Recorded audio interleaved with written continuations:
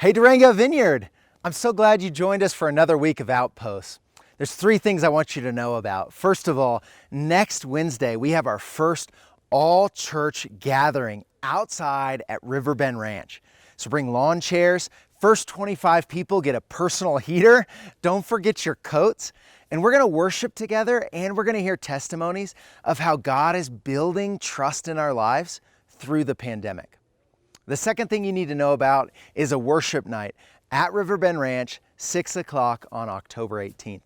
And the final thing is we're doing a all-church giving day for Convoy of Hope. Now we call this One Day to Feed the World, and it's basically us investing in Convoy of Hope so that they can be prepared for any disaster that comes at our world. Now, sit back and enjoy this sermon on trust.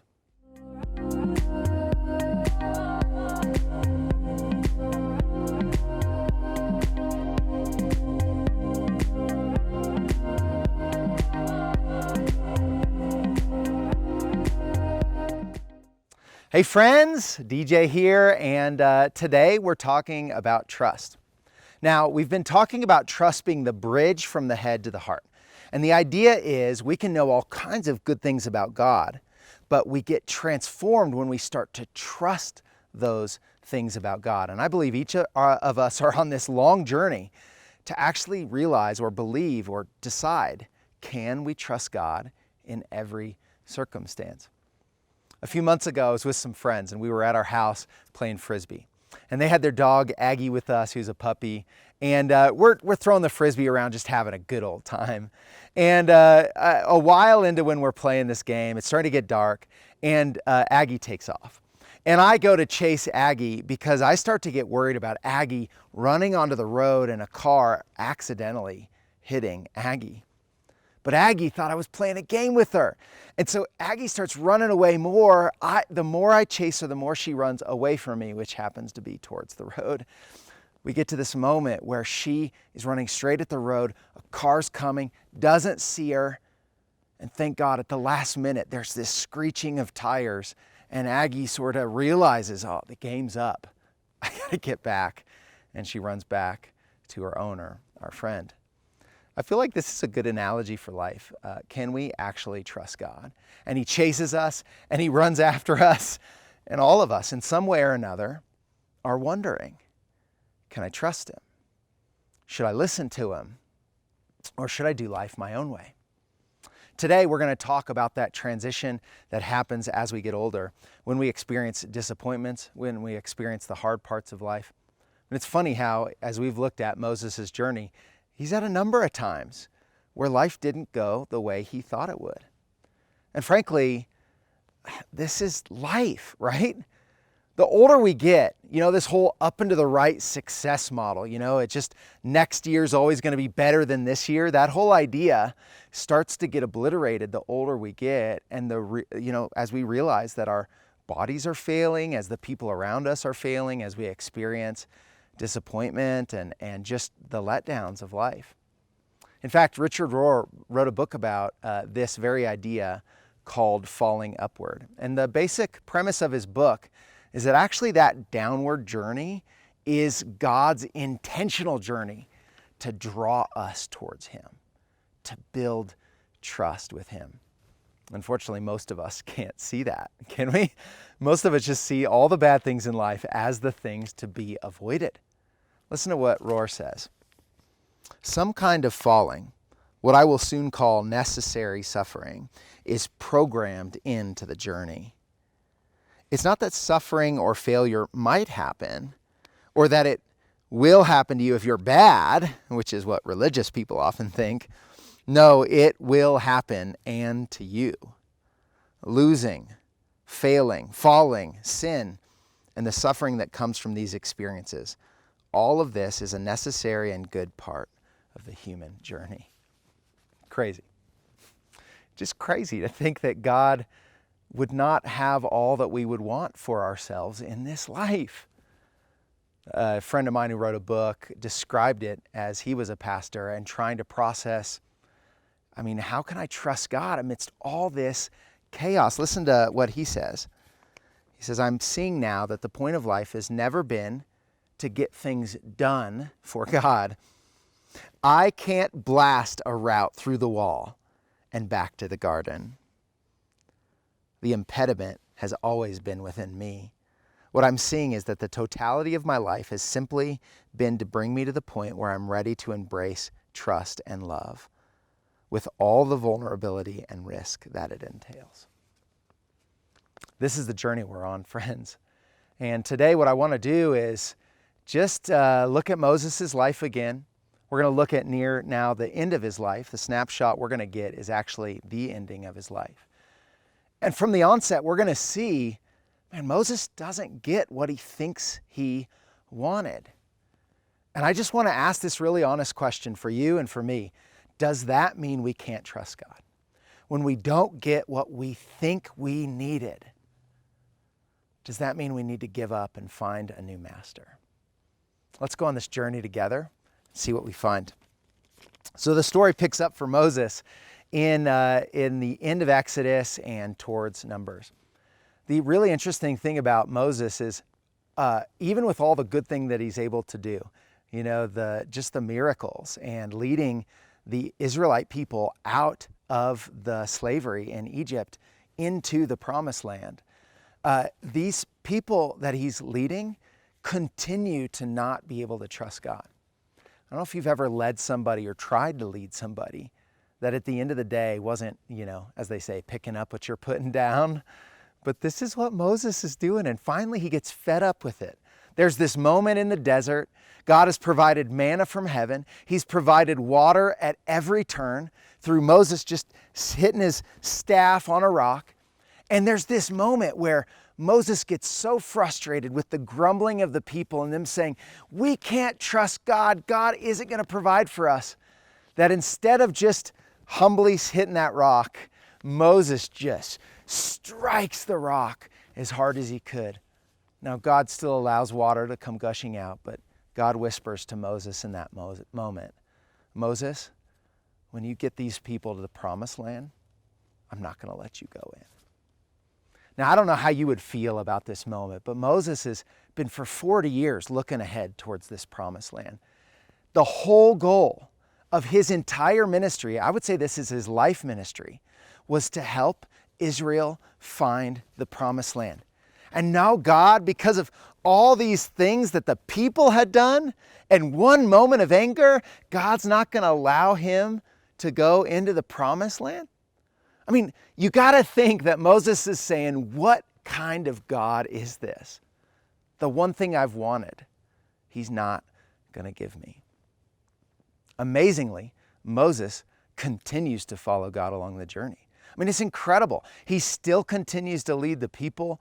And finally, we get to this moment where he starts to pass on his final blessings, and he blesses the tribes, and he blesses the next leader, Joshua. And then we pick up the story today with Moses being led by God up onto a mountain to die. Think of it, the Israelites are ready to go into the promised land. It's all Moses has ever wanted. He's even argued with God, God, please just let me in. And God says no. And he leads Moses up onto the mountain. And this is what Deuteronomy 34 tells us. And the Lord said to him, this is the land of which I swore to Abraham, Isaac, and Jacob. I will give it to your offspring. I've let you see it with your own eyes, but you shall not go over there. All right, before we go on, imagine this moment.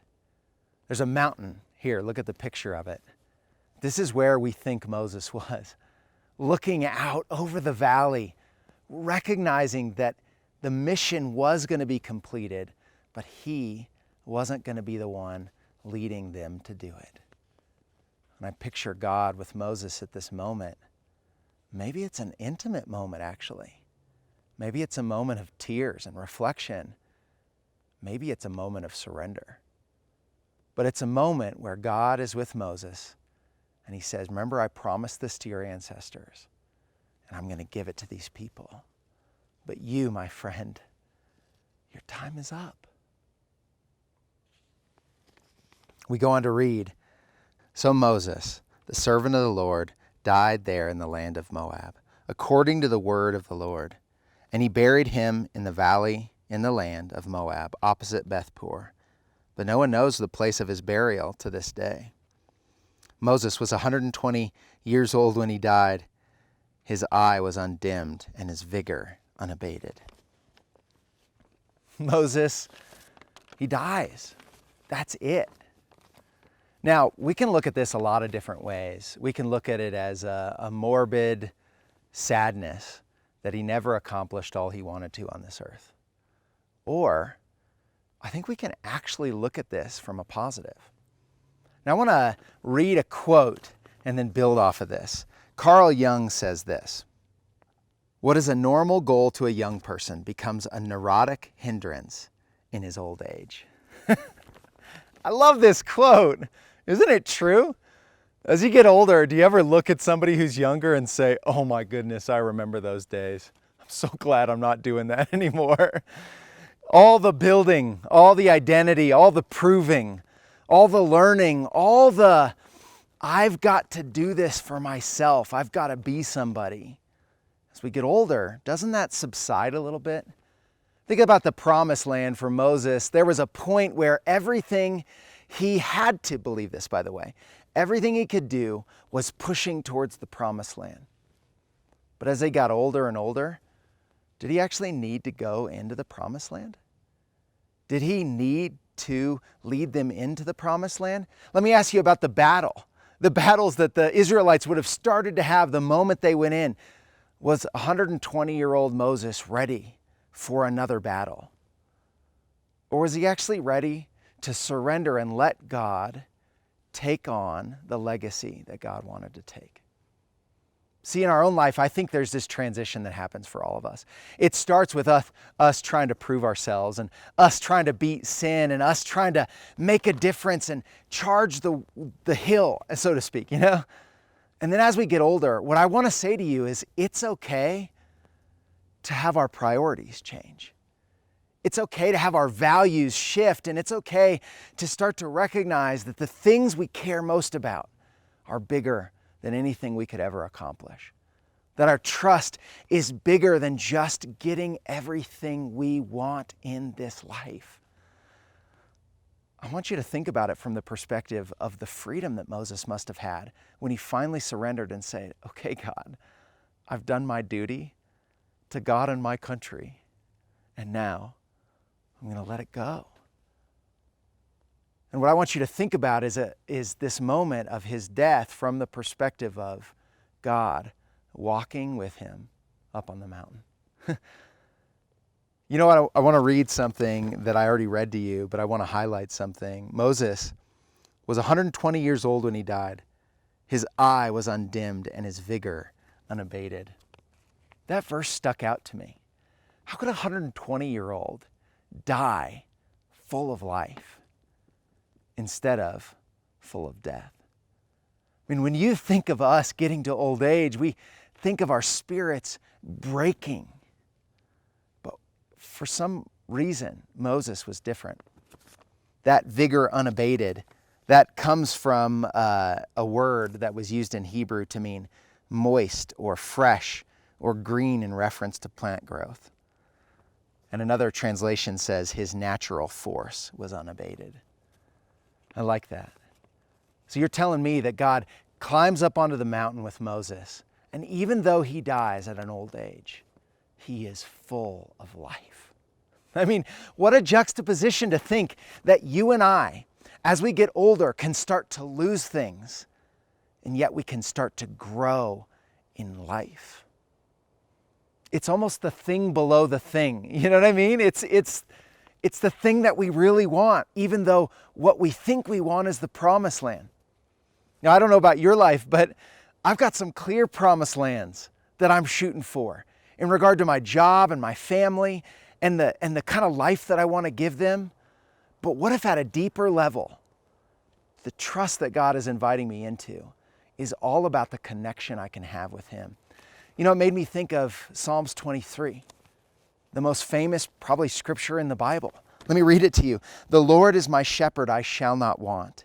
He makes me lie down in green pastures. He leads me beside still waters. He restores my soul. He leads me in paths of righteousness for his name's sake. Even though I walk through the valley of the shadow of death, I will fear no evil, for you are with me. Your rod and your staff, they comfort me. You prepare a table before me in the presence of my enemies. You anoint my head with oil. My cup overflows. Surely goodness and mercy shall follow me all the days of my life, and I shall dwell in the house of the Lord forever. This is a great example of, I think, what we all want and what God did with Moses. He started Moses with this idea of, can you trust me for my job, for my role, for this miracle, for the next thing, for the promised land? Can you trust me for that? But all the while he was building, can you trust me for a relationship with me? Can you trust me for a connection that I will be with you no matter how high the highs and how low the lows? Today, here's what I want to invite you in. Is it possible that all the periphery things, which feel like the main things in your life, could actually be about something way deeper and more important, which is God walking with you through every trial, through every challenge? As we close the series, I'm just profoundly realizing that this is the true quest of life. And that's what I want to invite you into today. The quest to trust God, not just for the outcomes of life, but to trust God for the relationship that He will be with you no matter what.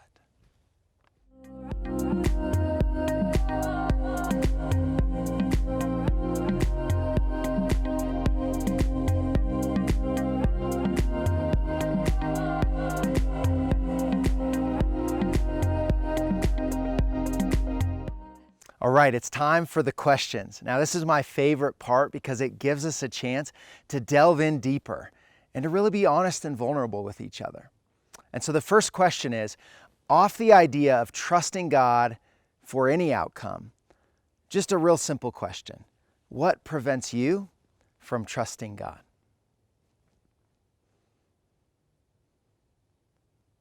All right, and the final question, and this is just looking ahead at Moses and the end of his life. As you look at the end of your life, I want you to describe to the groups the hopes that you have for trusting God as you get older.